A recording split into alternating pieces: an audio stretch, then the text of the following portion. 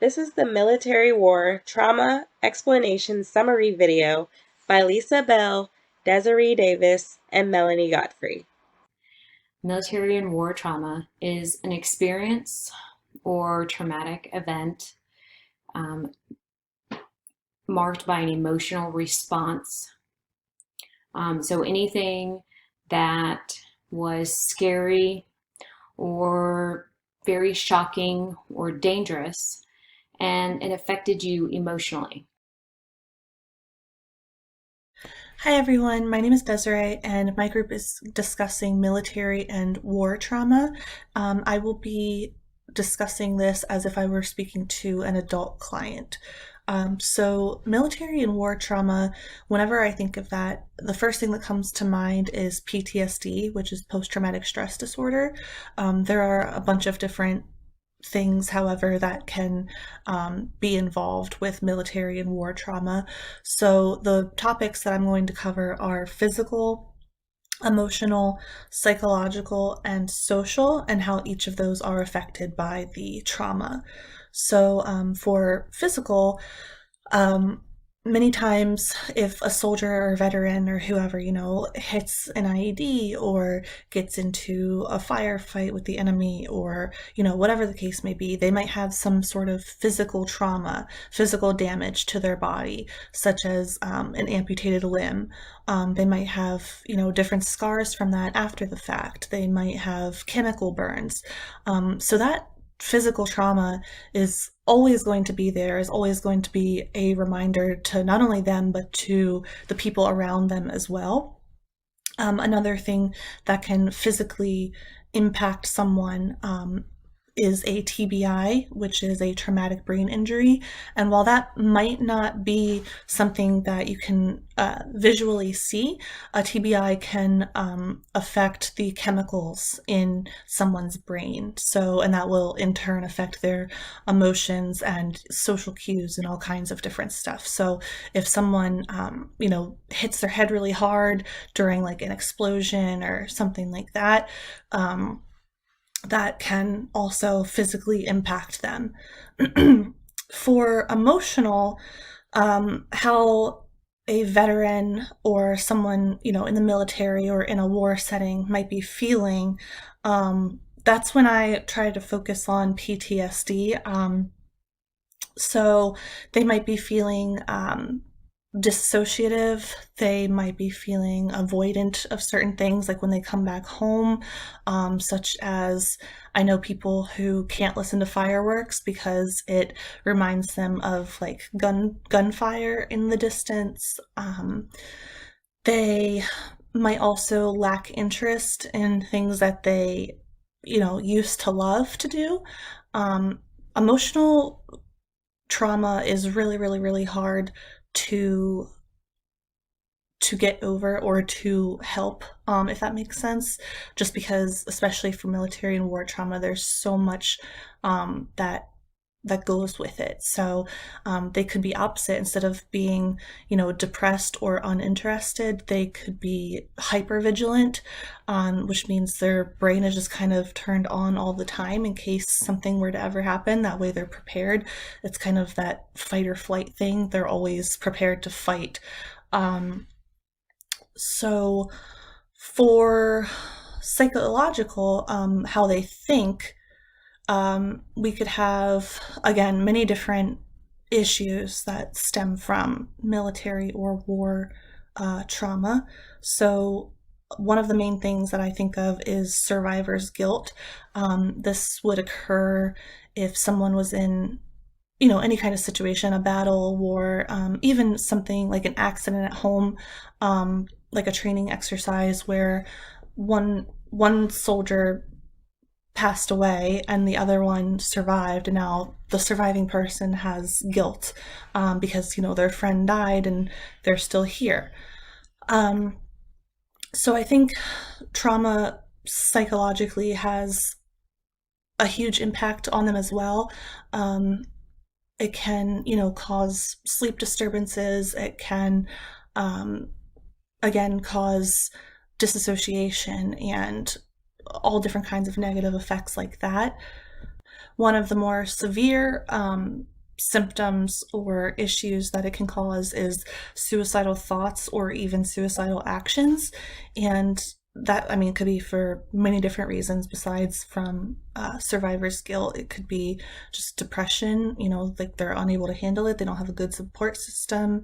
Again, the trauma affects your brain and the chemicals in your brain, so those thoughts are never normal.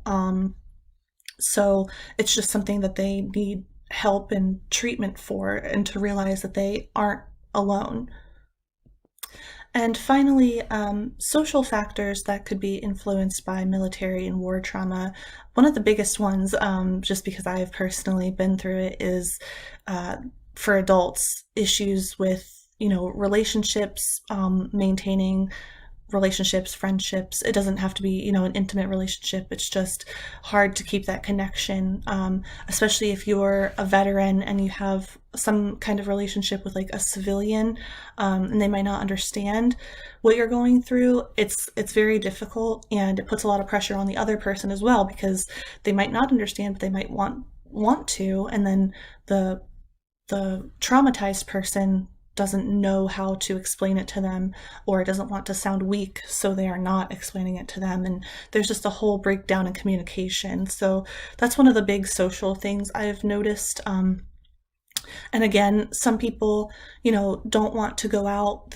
They've lost interest in doing things that they used to love to do, whether it's sports or hanging out with friends or family. They'd rather just stay home because home is where it's safe for them.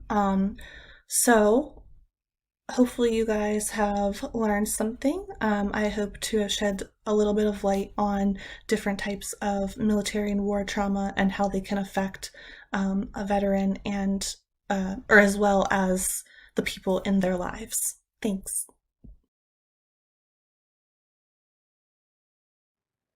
Hi everyone, my name is Lisa Bell, and my group is Explaining Military and War Trauma.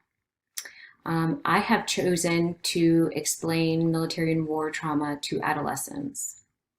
So first, I would define military and war trauma to an adolescent as an experience that was very scary, very frightening, and dangerous for your mom or dad, or maybe yourself while your mom and dad were deployed.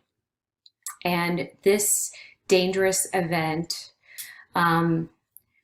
that occurred, it affected you emotionally, and it impacted you emotionally.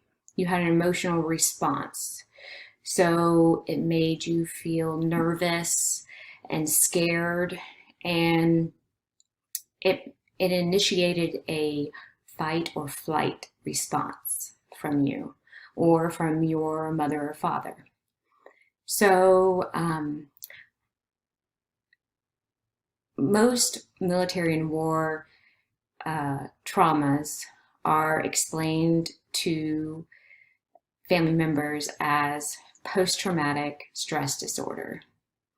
Some of our moms and dads come home from military and war trauma with post-traumatic stress disorder or PTSD, and we wonder, what is that? What does that really mean? How will you see that as a family member of service member who has PTSD? So as an adolescent who lives with a service member, you would start to recognize the physical effects of PTSD or related traumas in the manner of an injury to themselves, either by the traumatic event itself or something that they have started to do because of a traumatic event. So other physical effects of trauma, military trauma, are malnutrition, or a lot of these effects can be related to an intertwined, connected in a psychological and social way. They are all combined and connected in that way. So um, the physical effect could possibly be that the service member or the family member does not take good care of themselves and emotionally and physically, and is not eating well and not drinking well. And because of that, then they become more prone to illnesses and diseases. And some of our service members come home with disability. And so that could be a physical aspect as well. So some emotional uh, effects of PTSD and related traumas is depression. So feeling sad and not wanting to interact with friends, not wanting to share your day with your mom or your dad, and not wanting to smile, just feeling really sad and down about yourself and about life. And or sometimes it makes us very nervous, and we are nervous to go to school. I think some of us have that nervousness already, but when it becomes something that is not typical, something that goes beyond how you normally feel on a normal day, I think that you get very anxious and very nervous. Maybe you have a big project at school and your service member related mom or dad usually helps you practice or develops a system for you to feel comfortable at school. So it causes a lot of stress. And so another aspect would be psychological. So the psychological aspect of an effect of military and war trauma would be that a decline in school, not wanting to engage with school activities, becoming very, very sad, and declining in school performance. Loss of interest in your typical sports and activities that you do on a daily basis, and you no longer want to do them. And a social aspect and effect of military and war trauma would be isolating oneself to the outside. You don't want to share how you feel with anyone. And, you don't want to share it with your mom, you don't want to share it with your dad or your teachers or your friends, and isolating and not doing those daily activities, not interacting with others. So depression, feeling sad and alone, and being very anxious. Some family members and service members, when they feel the effect of military and war trauma, they turn to alcohol and they turn to drugs so they can cope with it, so they can deal with these things on a daily basis. So sometimes you see drug use, and sometimes you see mom or dad or family members drinking more often just to get through it. There's often a loss of interest in the things that they would typically like to do. And yeah, I think that pretty much sums it up. So, do you have any questions or concerns, or do you know of anyone suffering, or have you had to deal with these concerns yourself?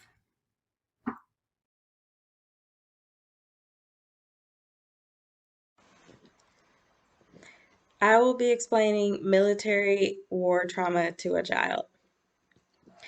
Military war trauma can happen in many ways, but likely it's going to happen during a very terrifying and scary event, likely on the battlefield while the soldier is on duty. So the soldier, they're impacted in many different ways. Physically, meaning the body; emotionally, meaning how they feel; psychologically, meaning the brain and the mind; and socially, meaning how they interact or how they have activities with other people. So physically, a soldier may be impacted or have an effect of military and war trauma. They may lose a limb. They may develop a shaking that is constant, that happens all the time, meaning it happens a lot, and they may not be able to stop it. They may have times when their heart is racing, meaning their heart is beating really fast, and they also cannot stop that. It has to stop on its own. They can be impacted emotionally, and emotionally is how they feel. So they see a lot of bad things happen. They may see their friend get hurt, or they may see their friend die, and they can see a lot of people get hurt and a lot of people die. And a lot of the time they come home and they're not as happy as they may have been before, or as cheerful as they may have been before. They may be down a lot, they may be sad a lot, just from from seeing those bad things happen to people that they care about. And is that's an emotional effect of military and war trauma. So psychological effects, and psychological is the brain and the mind. And a lot of the time, the soldiers, when they come home after a military or war traumatic event that has happened, are often diagnosed with PTSD. And PTSD can happen in many ways, but we're going to cover three main areas like that happen to people who are diagnosed with PTSD. So, and remember, psychological relates to the brain and the mind. So people with PTSD from the trauma may have bad memories where they're thinking the memories are coming back a lot, and they're thinking about their friend. For example, if they saw their friend get hurt really bad, the memory of that is replaying again and again in their mind, to the point where they can't really focus on anything else because they're thinking of that bad memory. Then they may have flashbacks. Flashbacks are similar to the memories, except for they at times can feel like they are real. So that soldier may, if they did see their friend get hurt really bad, they may have a flashback over and over again of the friend getting hurt, but it feels like it's actually happening again. So there's the flashbacks, there's the memories, and then the third part of PTSD, post-traumatic stress disorder, that we're going to cover, is nightmares. They may get bad nightmares that also feel like they're realistic, meaning they feel like it's happening again, and then they wake up. So terrifying memories of what may have happened while they were out on the battlefield. And lastly, they may be impacted socially, meaning the activities that they do with other people. So when they get home, let's say they used to love to go to concerts. A soldier that has come back from and experienced military war trauma may not want to be around a lot of people because it may remind them of being on the battlefield, or the loud sounds from the concert may remind them of bombs going off from the battlefield, um, or the loud sounds may take them into the flashback or bring back the memories. So then it's a social and a psychological event for them, impact in that moment. But socially, they may not do things that they did before with their friends because of what they have experienced from the military and war trauma. And those are the four ways that a person can be impacted by military and war trauma: um, physical, emotional, psychological, and social. And if you have any questions, feel free to ask a question.